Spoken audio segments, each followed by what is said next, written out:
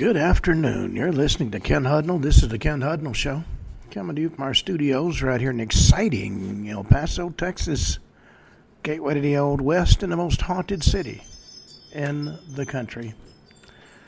Well, today is February 28th, the 59th day of the year.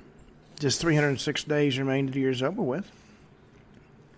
Holidays and observances. It's National Tooth Fairy Day. National Chocolate Souffle Day, Rare Disease Day, National Science Day, National Public Sleeping Day. Go find a park bench and just sprawl out. Linus Pauling Day. For those who don't remember who he is, he a pioneering scientist and a passionate peace activist. This particular day recognizes his contributions to chemistry and his efforts to achieve world peace, which we're nowhere near there. U.S. Snowshoe Day, Skip the Straw Day, National Vegan Lipstick Day, Global Scouse Day. That's a culinary tradition. Definitely British. It's a unique tradition all on its own and only takes place in a specific place in Britain. But of course its impact is felt worldwide. It's a basically Liverpoolian in nature. National Essay Day, National Floor Design Day, National Customized Wheel and Tire Day, Work Your Proper Hours Day, no overtime, National Eating Disorder Awareness Week, Car Keys and Small Change Day, National Justice for Animals Week, Maslenitsa Festival, which of course is Russian, Venice Carnival, Make Mine Chocolate, National Green Week, Ramadan, holy month for Muslims, where they fast from sunrise to sunset. Goes from February 27th to March 28th. Carnival de Brazil. It's an annual festival in Rio de Janeiro. It's the ultimate party experience. The National Invasive Species Awareness Week, Cornish Pastry Week, Peace Corps Week, International Vegan Cuisine Month, American Heart Month, National Teen Dating Violence Awareness Month, National Snack Food Month, Spay and Neuter Awareness Month. Shouldn't have to remind you, but I keep getting questions. This is referring to pets and not people. Now for our National African American Read-In, National Children's Dental Health Month, Human Relations Month, Feline Fixed by 5 Month, National Macadamia Nut Month, Berry Fresh Month, Exotic Vegetables and Star Fruit Month, National Therapeutic Recreation Month, Marijuana Awareness Month, National Goat Yoga Month, Financial Aid Awareness Month, Adopt a Rescued Rabbit Month, National Mend a Broken Heart Month, National Wedding Month, Canned Food Month, North American Inclusion Month, National Black History Month, Renaissance to the Heart Month, Renaud's Awareness Month, Spiritual Teachers Month, Pull Yourself Off the Wall Month, National Senior Independence Month, National Laugh Friendly Month, National Enrolled Agents Month, National Care About Your Indoor Air Month, International Boost Self-Esteem Month, Free Open Source Software Month, and From Africa to Virginia Month, National Sweet Potato Month,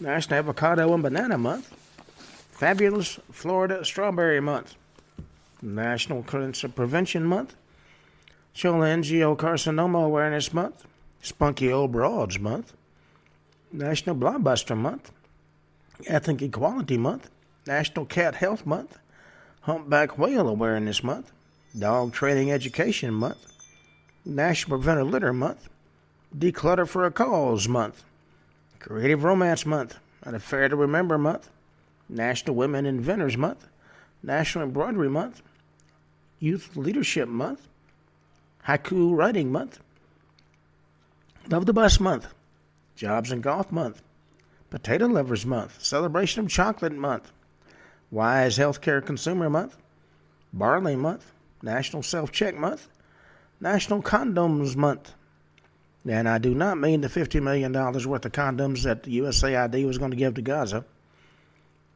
Pet Dental Health Month, National Parent Leadership Month, National Grapefruit Month, Relationship Wellness Month, Low Vision Awareness Month, National Fasting Month, Return Shopping Carts to the Supermarket Month, Great American Pie Month, National Cherry Month, National Bake for Family Fun Month, National Bird Feeding Month, National Hot Breakfast Month, National Library Lovers Month, and Harley Quinn Month.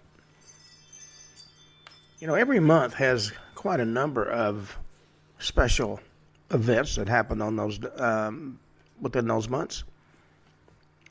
February just seems unusually long for being such a short month. Now, February 28th, in 202 BC, Liu Bang is enthroned as the Emperor of China. Begins 4 centuries of rule by the Han Dynasty. In 870 AD, the Fourth Council of Constantinople closes. 1525, Aztec king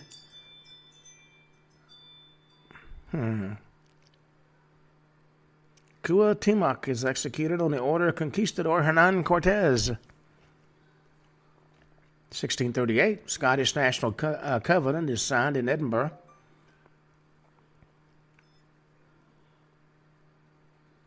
1835, Elias Lonrot signed and dated the first version of the Kalevala, so-called foreword to the Old Kavala. 1844, a gun explodes on board the steam warship USS Princeton during a pleasure cruise down the Potomac River. Kills 6 people, including Secretary of State Abel Upshur. President John Tyler, who was also on board, wasn't injured in the blast. I don't think they ever found the reason for it. 1922, UK ends its protectorate over Egypt through a unilateral declaration of independence. 1925, the Charlevoix-Kamourasaka earthquake strikes northeast North America. 1947, the February 28th incident in Taiwan, civil disorders put down with the death of an estimated 18,000 to 28,000 civilians. Well, that will certainly take the wind out of the sails of a revolution.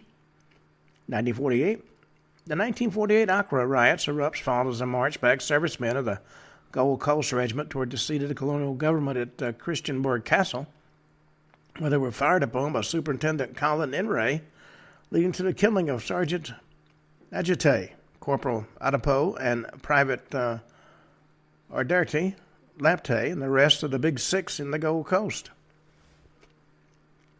Now, the Big Six were the leaders of the United Gold Coast Convention. That was one of the leading political parties in the British colony of the Gold Coast.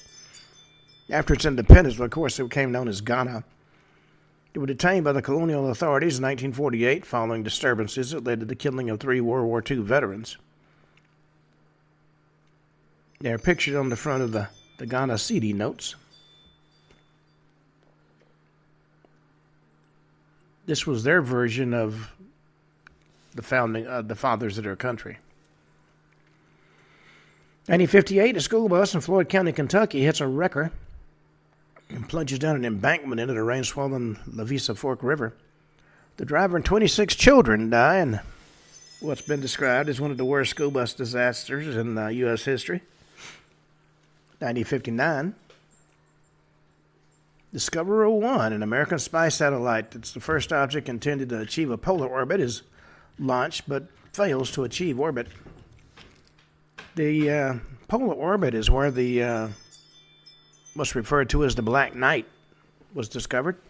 That's an unknown satellite that was in orbit when people from Earth first went to orbit.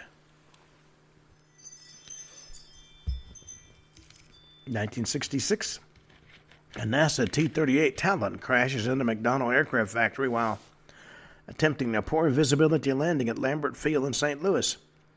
Killed astronauts Elliot C. and Charles Bassett. 1969, the 1969 Portugal earthquake hits Portugal, Spain, and Morocco. 1973, Aeroflot Flight X-167 crashes during takeoff from Sydney Airport. Killed 32 people. 1974, the British election ended in a hung parliament after the Jeremy Thorpe-led Liberal Party achieved their biggest vote share since 1929. 1975, in London, an underground train fails to stop at Moorgate Terminus Station and crashes into the end of the tunnel. Killed 43 people. 1983, the final episode of MASH airs with almost 110 million viewers. 1985, the Provisional Irish Republican Army carries out a mortar attack on the Royal Ulster Constabulary Police Station in Newry. Killed 9 officers. 1986, Olof Palme, 26th Prime Minister of Sweden, is assassinated in Stockholm. 1990, Space Shuttle Atlantis is launched on STS-36. 1993, Bureau of Alcohol, Tobacco, and Firearms agents raid the Branch Davidian Church in Waco, Texas. They have a warrant to arrest the gang's leader, David Koresh, and started a 51-day standoff. 1997, an earthquake in northern Iran is responsible for about 1,100 deaths. 1997 also saw a Turkish military memorandum resulting in the collapse of the coalition government in Turkey. 2001, the 2001 Nisqually earthquake, having a movement magnitude of 6.8 with epicenter in the southern Puget Sound, damages Seattle metropolitan area. 2002, during the religious violence in Gujarat, 97 people were killed in the Naroda Patia massacre and 69 in the Gulbang Society massacre. The Naroda Patia massacre took place at Naroda in Ahmedabad, India, during the 2002 riots. 97 Muslims were killed by a mob of about 5,000 people organized by the Bajrang Dal, a wing of the Vishvu Hindu Parishad, allegedly supported by the Bharatiya Janata Party, who was in power in that particular state government. The massacre occurred during a strike called by Vishwa Hindu Parishad Day after the Godhra train burning. Riot lasted for over 10 hours. Riots tend to take on a life of their own after they get started. 2013, Pope Benedict XVI resigns as the Pope of the Catholic Church, becoming the first Pope to do so since Pope Gregory XII in 1415. 2023, 2 trains collide south of the Vale of Tempe in Greece, leading to the deaths of at least 57 people, and 58 people are missing and 85 are injured. 2024, Prime Minister Modi of India inaugurated the second spaceport of India, Kulasekara Pattinam Spaceport, if I pronounced that correctly. That ends our history segment. We're going to cover a couple of news stories before we get to our main show. The investigation into the death of Gene Hackman and his wife is still ongoing. They say that Hackman and his wife could have been dead for weeks before they were found. And the pills that were found scattered on the scene are something of a concern for the police. There were actually 3 dogs on the property. Only one died. According to Sheriff Aidan Mendoza of the Santa Fe County Sheriff's Office, based on their bodies and other evidence on the body, it appears several days, possibly up to a couple of weeks, between their death and when they were discovered. When asked whether Hackman and his wife died simultaneously or whether one died before the other, the sheriff said, "I think it's very difficult to determine. It's going to be pretty close. There's no indication anybody was moving about the house doing anything different, so it's difficult to determine if they both died at the same time or how close it was." According to a search warrant affidavit obtained by Fox News, an orange prescription bottle was found near Hackman's wife. It was open, pills scattered on the countertop.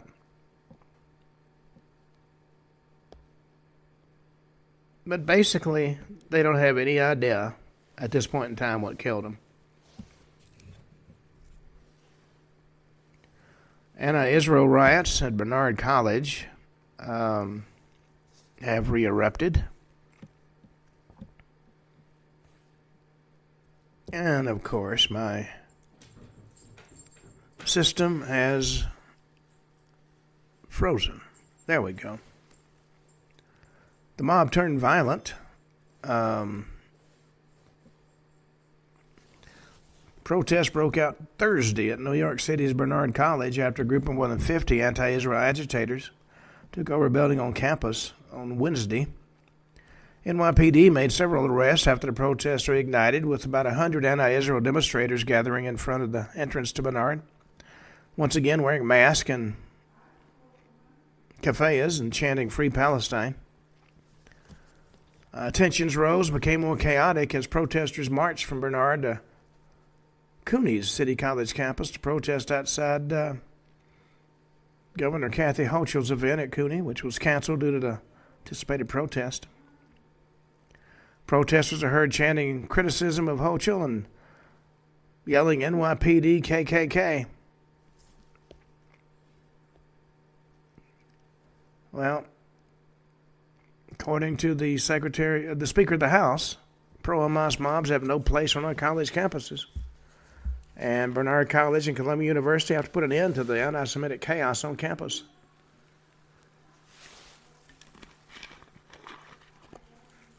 Well,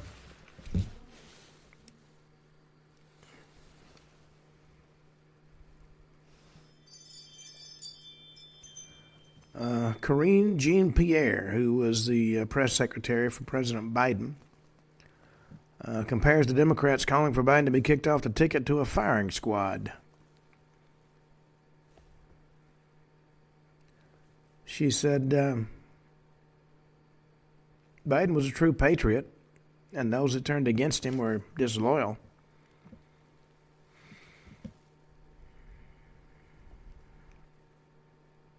At an event at the Institute of Politics at Harvard, Jean-Pierre was asked to share an anecdote about the challenges she faced in the 3 weeks after that debate. And she said he was the president at the time. He was the leader of the Democratic Party. It was his decision to make and what he wanted to do, and I supported it 100%, whatever it may have been.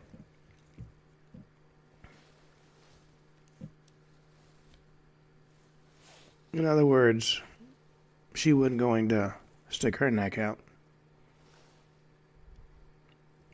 ICE has made a major move on detaining illegal immigrants in the heart of a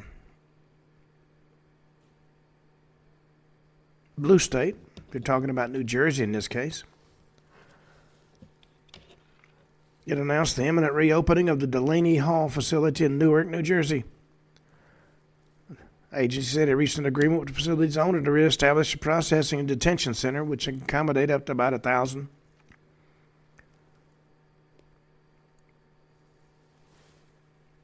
The folks that are trying to interfere with President Trump deporting illegal aliens may wind up going with them. Tatum O'Neal ripped her father, Ryan O'Neal, after he cut her out of the will. She, of course, made history at age 10 as being the youngest Oscar winner in history. She started off as her father in Paper Moon.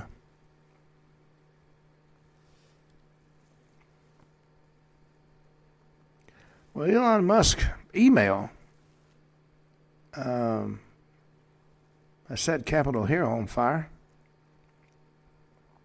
He sent an email to federal workers asking them to name 5 things they accomplished in a week.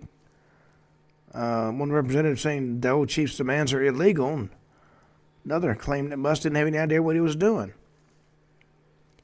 Now, when I used to work for the federal government, there were people that worked for me and with me that couldn't have listed 5 things they did in a month. But being a federal employee, they were protected.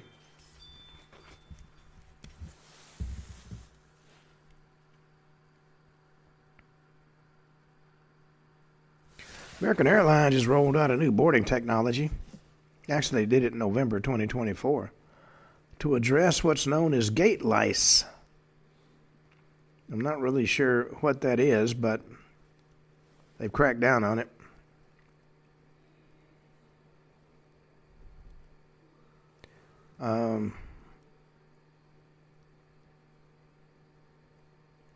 Alec Baldwin, the man who's a legend in his own mind, threatened to snap comedian Jason Scoop's neck in half during a confrontation in New York. And after the threat by Alec Baldwin, his wife, Hilaria, stormed after the comedian. Apparently, she is Alec Baldwin's #1 protector.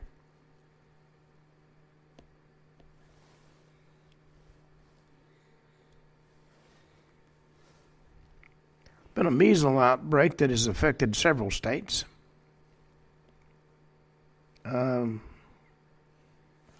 It's believed by many that the disease came in with travelers.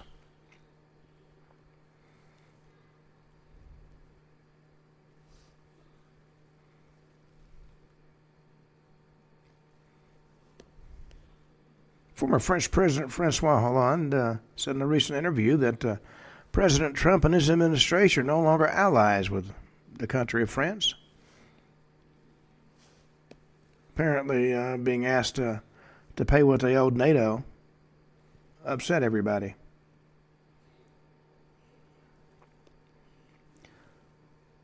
Illinois governor, Illinois GOP Senate leader, wants to see the state's liberal governor be more cooperative with Trump and the migrant crackdown.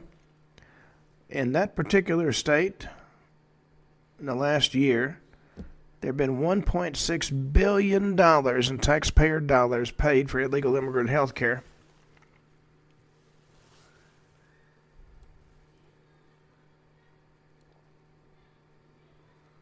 New York defense attorneys argued that the legal system was weaponized under President Biden against President Trump. Trump is doing an executive order to make English the official language of the U.S.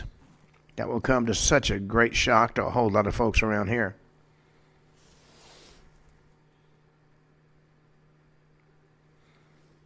Well, asset manager Great Rock has told its employees DEI is dead. A lot of Jeffrey Epstein-related documents have been released.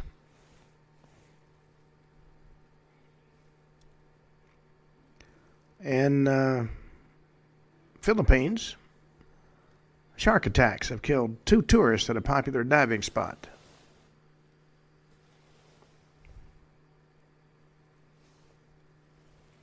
U.S. Embassy in Thailand has warned Americans of violent retaliatory attacks after the Uyghurs are deported to China. Now, Secretary of State Marco Rubio condemned the deportations of the Uyghurs in the strongest possible terms, but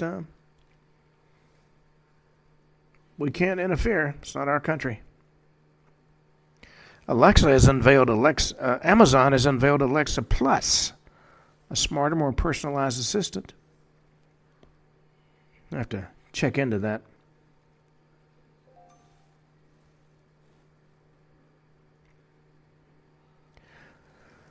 Well, Mel Gibson has joined in the effort to recall Governor Newsom from office over gross mismanagement.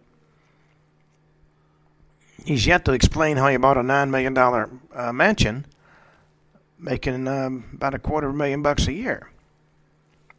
He's also a millionaire. Well, that wraps up our news segment.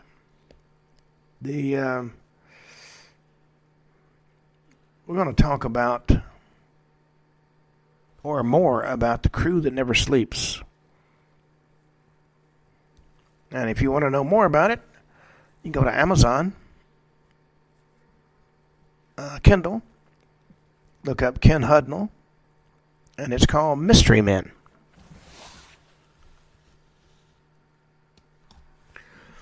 Now, I'm talking about the crew that never sleeps.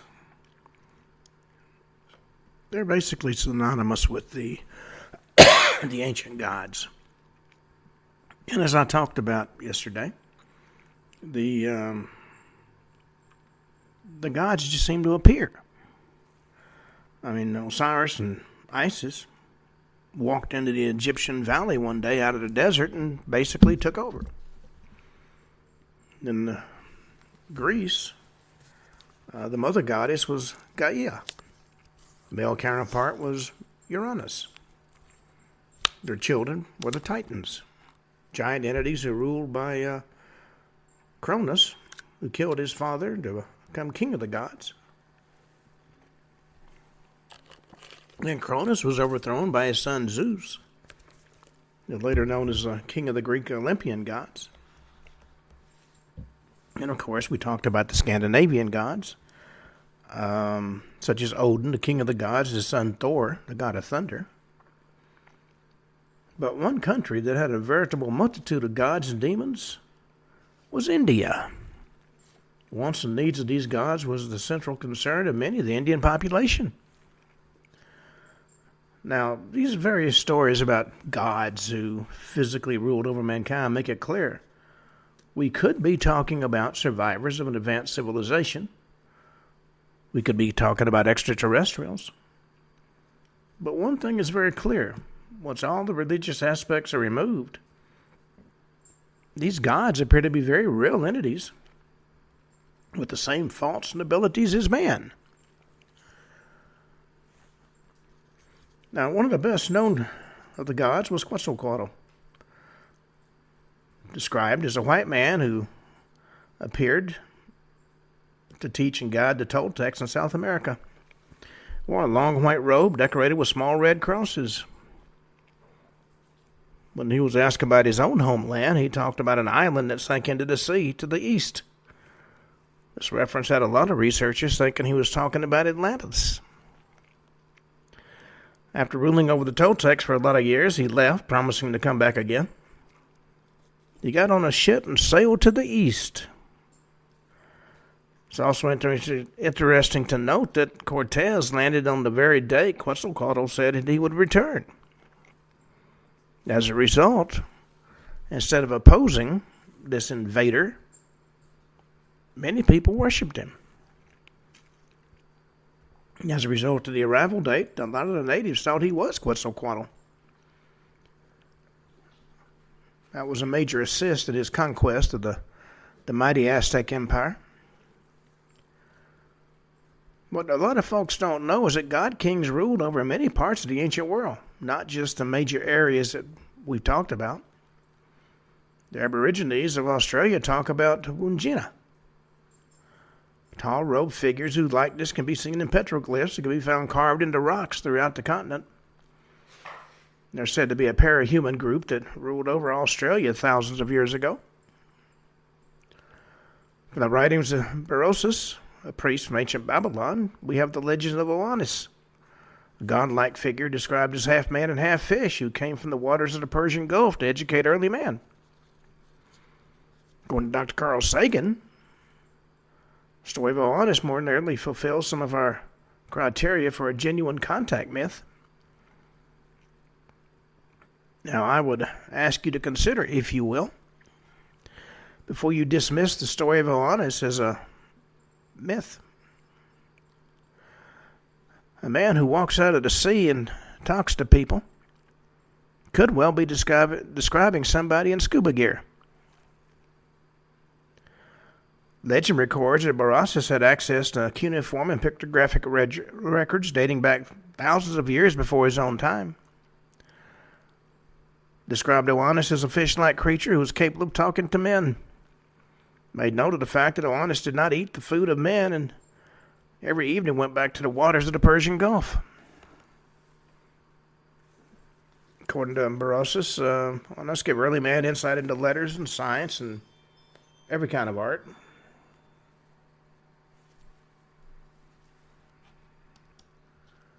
The stories of Oannes have much in common with the stories of Moses, who climbed to the top of Mount Sinai to get orders and laws from the entity that settled on top of the mountain. He was described as being inside a glowing cloud. Then we have another entity, or maybe the same entity, who spoke to Moses from a burning bush. A bush it was not consumed by the flames. Now, you have to understand I am not advocating for the proposition there is no God. What I am saying is that much of what's been handed down to us in the Scripture and ancient history are miracles that could, in fact, have been performed by beings who were scientifically advanced. I refer you to Arthur C. Clarke's 3 laws. Number 1, when a distinguished but elderly scientist states that something is possible, he's almost certainly right. When he says something is impossible, he's almost certainly wrong. 2, the only way of discovering the limits of what's possible is to venture a little way past them into the impossible. And number 3, any sufficiently advanced technology is indistinguishable from magic. Now, the actions of the gods, as I've said before, while clearly demonstrating advanced technology, were also viewed by the native population as magic. And who performs magic? Well, the gods, of course.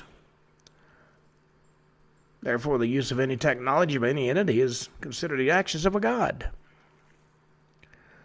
Now, of course, Arthur C. Clarke wasn't the only one to propose similar laws.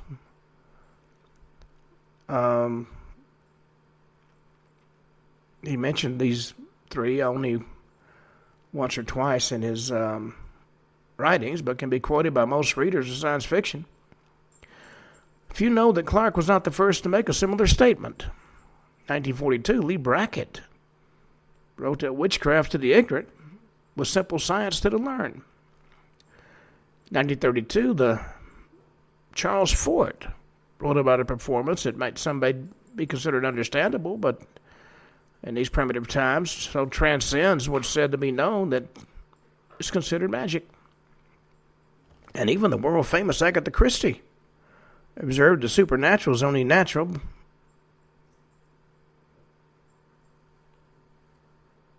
when you look at laws that are not yet understood.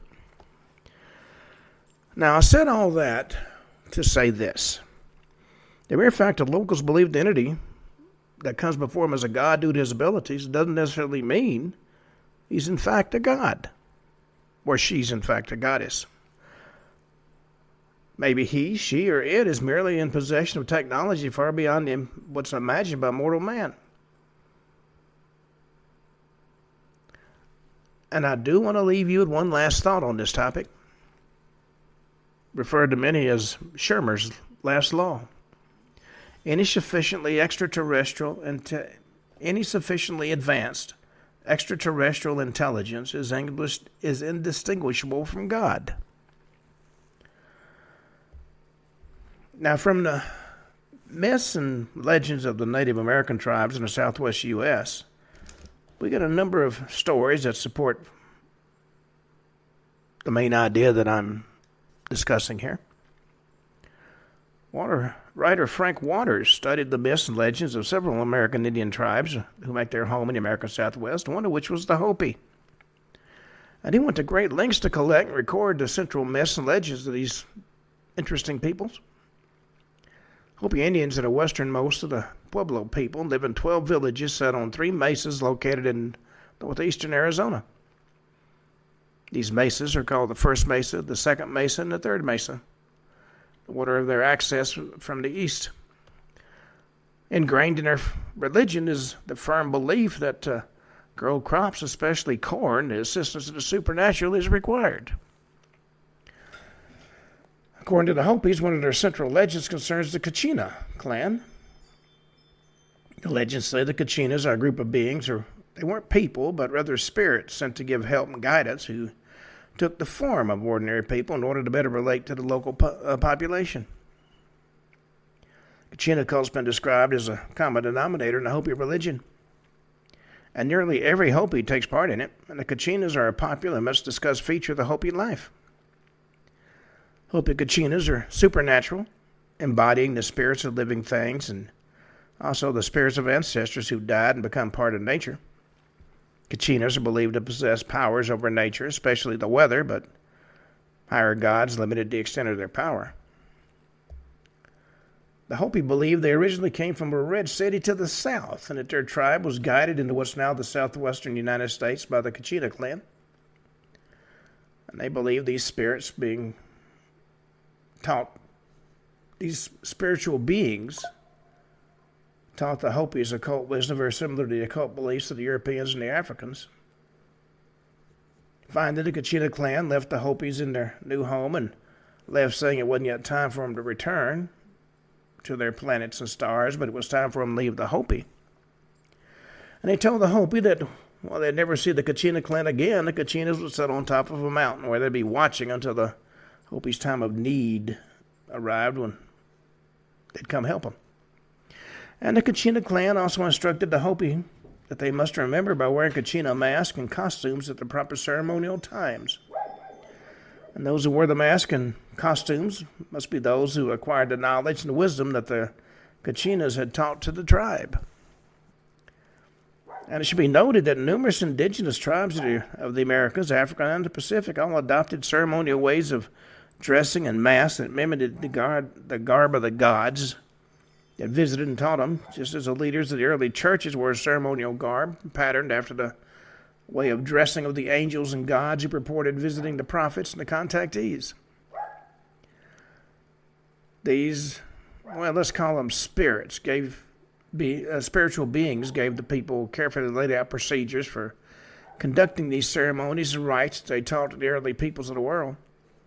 They literally directed the movement of almost the entire human race to a certain extent. They still do that today. Now, the impact of these god kings really cannot be ignored.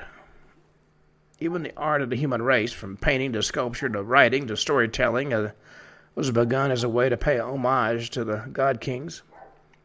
Of course, what they did is clear. The question is, why did they order the human race to carry out these ceremonies?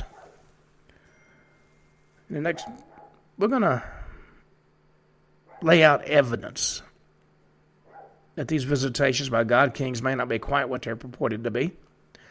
They could well have been visitations by the crew that never rest. Now, when you read the myths and legends of ancient civilizations, at least those that are available to us, it's not hard not to notice correlations between ancient civilizations and stories of shall we say, a more recent vintage. We're going to start out looking at the Olmecs. It was there as archaeologists been able to determine the Olmec was the first major civilization in Mexico and predated both the Mayas and the Aztecs. This somewhat mysterious people lived in the lowlands on the Gulf of Mexico and the present-day states of Veracruz and Tabasco. It's believed this civilization began between 1400 and 1200 BC. But not much is really known about them. It has been interesting to note that during excavations of Olmec locations, statues of strange oriental-looking figures have been found that bear an eerie similarity to the figures that today are known as the Men in Black. And these mysterious individuals appear to try and silence witnesses of UFO events. There are those who profess to believe that there is definitely a relationship. Although it's definitely an ancient civilization, The very first traces of this culture wasn't even discovered until 1939. That was the year archaeologist Matthew Sterling found 5 gigantic basalt heads on the island of La Venta. Heads weighed from 20 to 30 tons each, and they're about up to 9 feet tall. Since that beginning, long-lost cities having sophisticated watering systems have been found that date back to at least 1200 BC. But such is the stubbornness of the archaeological world that it wasn't until an international archaeological meeting in Mexico City in 1942 that they were recognized as having existed as a civilization. Up until that point in time, like most things that don't fit in with the accepted calendar, most evidence of their existence were relegated to the basements of dusty museums. But by 1942, an Olmec calendar had been discovered, carved into the stomach of an 8-inch tall jade statue that shows the beginning of that calendar had been in the year 3113 BC. According to Gene Reinhardt, the calendar is a masterpiece of mathematical and astronomical knowledge and was created by the Olmecs, not the Maya. Well, since very few early civilizations went in for science fiction, clearly the Olmecs had some extended contact with entities who looked similar to what we might call the Men in Black. Additionally, there had to be something special about these beings in order for them to be interesting enough for the Olmecs to carve their likeness on statues. Another interesting feature of these Oriental-looking statues is that each one of them had a peculiar cleft in their foreheads, right where the European occultists taught that the third eye exists. The belief in the third eye, which is drawn as an eye inside a triangle, is a very ancient symbol for the deity and is found in cultures from Egypt to Micronesia. Tibetans and even the mysterious Kachina clan taught that there was an opening in the head so that one who had a third eye could actually talk to God. At one time, a procedure called trepanation, or cutting a hole in the skull, was a common practice throughout the ancient world. Hundreds of trephanated skulls have been found throughout the world, from Europe to Asia to Africa, the Americas, and throughout the Pacific Islands. And some of these skulls actually date back to at least 3000 BC. Some of them show signs of healing that indicates that the patient survived. Now, bear in mind, this was actually brain surgery. It'd be considered a very delicate operation even today. And yet the practice was widespread, indicating it was being taught by some person or persons unknown to ancient man. And based on the number of trephanated skulls found, opening the third eye was apparently such a very common practice throughout the ancient world that it's a wonder civilization survived the attempt to have the third eye opened. This could go a long way along with the belief of most every ancient culture. Early man was primitive, and culture was at a complete standstill until the sky gods took primitive man under she or its wing and began to teach him all the knowledge needed to create a civilization. It's also interesting to note that some of the more unusual beliefs of early man simply appeared almost simultaneously in all parts of the world. And it does raise the question about the reality of the sky gods that taught mankind. Even more baffling was the fact that identical forms of writing came into being among cultures that were completely isolated from one another.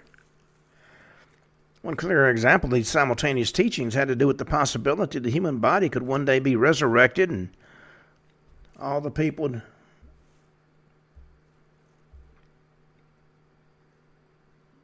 would need possessions. So those possessions had to be buried with the deceased. It's fairly well known the Egyptians followed the belief that the deceased would one day rise to walk again, so they mummified the body and put all the deceased person's possessions around him. What is not well known is that ancient tombs have been found in China, Siberia, and South America, where the deceased was afforded the same treatment as in Egypt. So how did this custom spread far and wide as they did? Despite rumors to the contrary, early man was not stupid. Stupid people do not survive the conditions that existed at the time and certainly don't create civilizations out of nothing. But also not waste their resources, time, and energy building monuments to something that wasn't, in their opinion, very, very real. Very good argument that the so-called sky gods were very real to early man and appeared to him at various times. In spite of modern beliefs, the ancient gods were myths and legends. Many early cultures believed fervently in their gods for thousands of years. It seemed logical to think that if something wasn't reinforcing the belief in these gods from time to time, they wouldn't have been worshipped for so long. Even more interesting is the fact that many centers of worship were later erected on spots designed and designated by the sky gods, both by pagans and then later by Christian leaders. So why were the locations where the worship took place so important? Also, why were the materials used in the erection of these places of worship deemed so important by the gods? They had to give detailed instructions to their worshipers on how to build the structure. There's another aspect of the intermingling of the sky gods and humans. Every ancient culture has legends of the mating of these gods with ordinary women to create demigods. A prime example of demigod was Hercules, the son of Zeus and Leda. He was a god, she was a mortal. These stories are also found in religious teachings of literally every religion. The concept of people being descended from the gods became known as the divine right of kings, and was stated in the scripture in the book of Genesis, chapter 6, verses 1 through 4. The sons of God saw the daughters of men and took them as wives.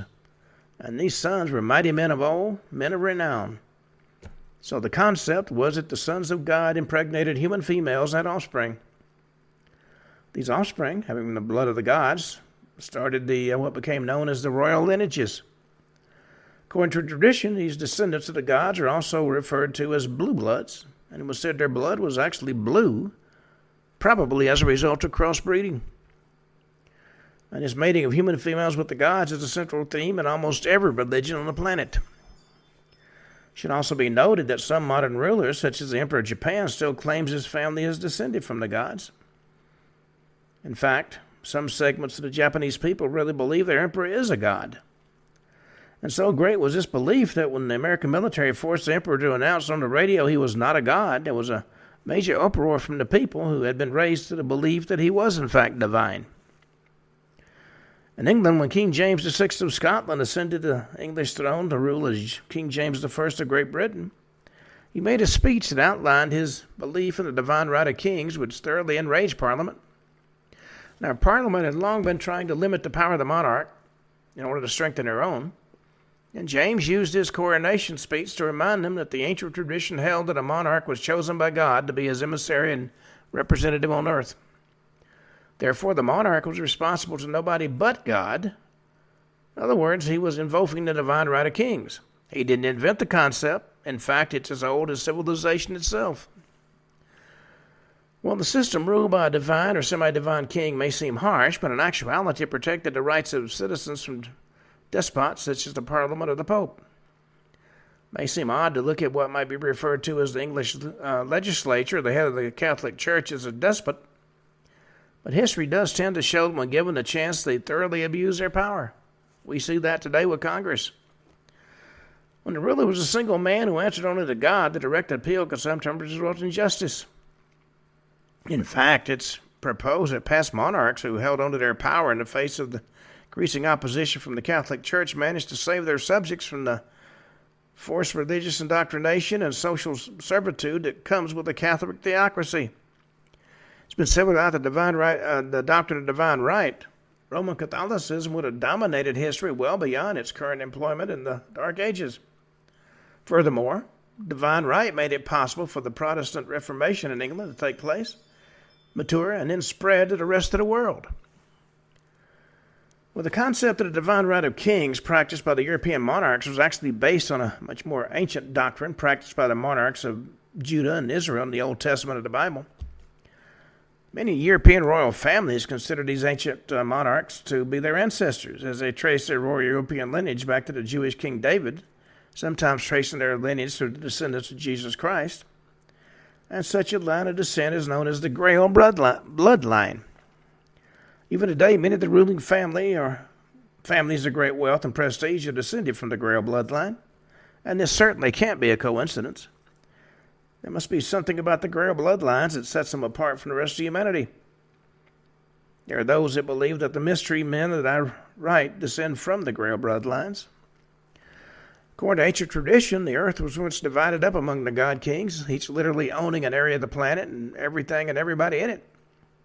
In many cultures, in fact in most, the early humans were ruled directly by the gods, as in the case of Osiris and Isis in early Egypt. According to legend, these two came walking out of the Egyptian desert to assume power over all within their realm. Then the other gods came and joined the first two. For thousands of years, it was written in the records of almost every ancient culture that gods directly rule mankind. In fact, in some areas, each major city had its own physical god who ruled the inhabitants of that city. Then something happened that caused the gods to pull back from direct contact with man, leaving their half-god, half-human children to fill the power vacuum. These halflings were, of course, called demigods, one parent of God, one parent of mortal. When the ancient gods pulled back from direct contact with man, for whatever reason, the rulership of the planet would eventually pass to the demigods by their elders. Human race tacitly agreed to this transfer of power, expecting to receive the same wisdom and fairness they had been used to receiving under the direct rule of the gods. This transfer of power, it looks like it took place about 1000 BC. Now, the important question is what led to this transfer of power. Now, after the rule of the demigods came to an end, their descendants were given title to the world and everything in it. For thousands of years, these few families, known as the Grail bloodlines, literally owned the planet. And to keep their blood as pure as possible, these families intermarried to the point that it became customary in some areas for siblings to marry, such as the Egyptians. In this manner, the families managed to hold on to their heritage and their power until about 1848, when the system began to collapse. At the same time that gods were controlling and governing the world and everybody in it, there was also a second control system put into place. We call this system religion. It seemed to be believed that if the might of the state, so to speak, couldn't control the populace, then maybe a threat to their immortal soul might. Study of history shows that literally every god, goddess, and demonic power had their followers, and in control of these followers, we call a priesthood. Priesthood worked to spread the message of the god, goddess, or demonic power to the world. And then as the public power of the god, goddess, or demonic power began to fade, or as men turned to worshiping newer gods, the priesthoods morphed into what might be called secret societies. The duty of these secret societies is basically the same as the priesthoods. Teach the message of the god, goddess, or demonic power to the masses. Keep people under control, so to speak. One of the main claims of the priesthood, which worked to set them above their fellow men, was that the members of the priesthood had direct contact with the gods. Many times this contact was made through the use of special plates, amulets, or crystals that were in the possession of the priesthood. These were said to have been given to him by the god himself or herself as a sign of special favor. During religious ceremonies, these plates, amulets, or crystals were worn about the head and heart, and this way the priests were able to contact and commune with the god or goddess in order to receive instructions for the followers. In this fashion, the power of the priesthood was maintained as only they could directly contact the god or goddess. While many have come to believe that such amulets come from strange, little-known religious sects, such items are also used by every major religion, or to include the early Hebrews to contact their God. Or in the case of the Hebrews, they contacted Jehovah. In the apocryphal Protevangelion, it was written that Joachim, father of the Virgin Mary, visited a priest and said, "That the Lord be propitious to me, that the plate which is above the priest's head make it manifest." And he consulted the plate and discovered that sin was not found in him. If you go to Exodus chapter 28, verse 36, you'll see that plate described in some detail. Well, the spokesman for their god or gods, the priesthood gained so much power that at times they actually usurped the power of the king and ruled by decree. It took a strong man and a strong king to keep them under control. Almost every ancient culture has stories that their kings or leaders consulted with angels and other supernatural beings who obligingly appeared to advise them. According to history, almost every leader from Julius Caesar to Napoleon to Adolf Hitler had meetings with mysterious pair of humans who seem to materialize and fade into nothingness. It's clear that these mysterious entities were an integral part of the great plan, since one such mysterious being, called an angel by those humans who were present at the time, appeared to present to the Pope what's now called the Sacred Crown of St. Stephen. The so-called Sacred Crown was used to coronate Stephen I, who was crowned King of Hungary. In 1001 A.D., the Sacred Crown is for the Hungarians what the Lost Ark of the Covenant is for the Jewish people. No king of Hungary was ever considered legitimate unless he was crowned with the Sacred Crown. Now, nobody seems to know who decreed that the true king had to be crowned with the Sacred Crown of St. Stephen, but it is a firm belief nonetheless. So could the Sacred Crown of St. Stephen be some sort of guidance device from the gods and the king? Could be. In instances of plates and crystals being used to connect with the gods found in history, you have to look no further than the Mormons. According to church doctrine, an angel of the Lord by the name of Moroni appeared to Joseph Smith and told him to dig up a collection of gold plates contained in a stone box inscribed in an unknown language. And using the complex crystalline devices he found in the box along with the gold plates, he sat behind a screen translating the message contained on the gold plates and dictated the Book of Mormon to his wife.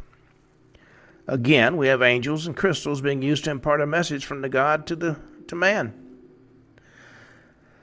Now, we've run out of time for today's show, but tomorrow we're going to talk about one of the most mysterious groups that roam the planet today. We call them gypsies.